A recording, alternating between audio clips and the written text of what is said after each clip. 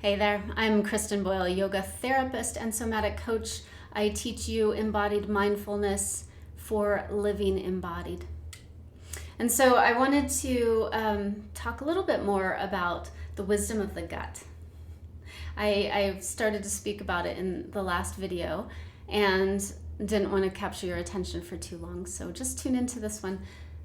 It's very interesting to me that many people who suffer from gut issues, leaky gut, IBS, things like that, also seem to live with a high degree of anxiety. Now, anxiety is something that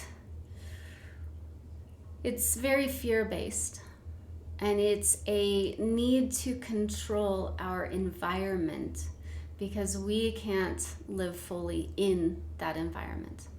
It's also about digesting life. Life itself can be overwhelming.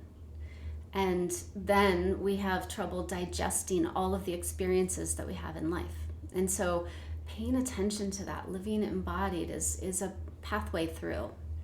And in the medical community, I'm hearing more people being prescribed anti-anxiety medication to help their gut and bowel syndromes. Isn't that interesting? And there is serotonin in the gut. So it makes sense, and that medication may very well help. And there is also a lot of research and an evidence showing that mindfulness-based techniques, mindfulness-based living, can help anxiety. Isn't that an interesting connection? So let's go deeper with that. What if you could embody mindfulness and use that as your tool to support your digestive system, to support the IBS and the leaky gut? And I can't make any promises here that you will get off the medication that you've been prescribed. It's there for a reason. It's there first and foremost to help the immediate acute symptoms. And then some of us need it long term, right? If the disease has gone too far, then we're going to need the support of medication. So I am by no means promising, oh, you're going to get rid of your IBS and you're no longer going to have symptoms. However, you will develop an ability to live with it and live with it better, which means perhaps through the mindfulness-based techniques, the sensations that you have in your gut actually settle and they're not as intense.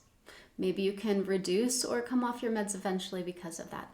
But the other thing that happens with embodied mindfulness is that you will start making better choices for yourself. You will become so aware of what's happening that you will actually choose better. So, for example, make better food choices that align with your IBS because you know very clearly which foods are going to help you and which are going to hurt you. You will make better choices around sleep. And that's a huge, huge one.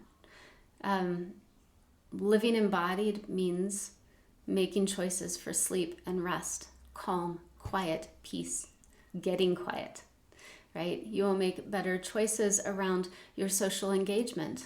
Maybe tonight is not the night to make that phone call or to go out for dinner or for a drink or meet that person for coffee. Maybe today what you need is to be quiet, to stay home.